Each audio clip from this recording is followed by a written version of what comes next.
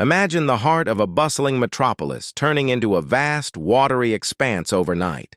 Homes, businesses, and infrastructure would be destroyed, displacing millions of residents and overwhelming emergency services. Immediate rescue efforts would be crucial, with boats and helicopters saving stranded people, while transportation networks like subways and roads become unusable, complicating relief operations.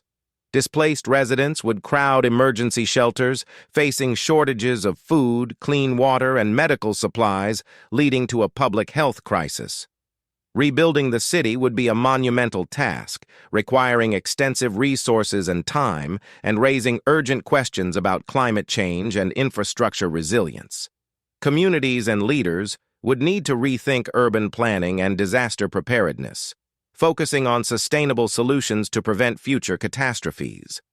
While the immediate impact would be devastating, the human spirit is resilient, and together we can learn, adapt, and rebuild for a safer future.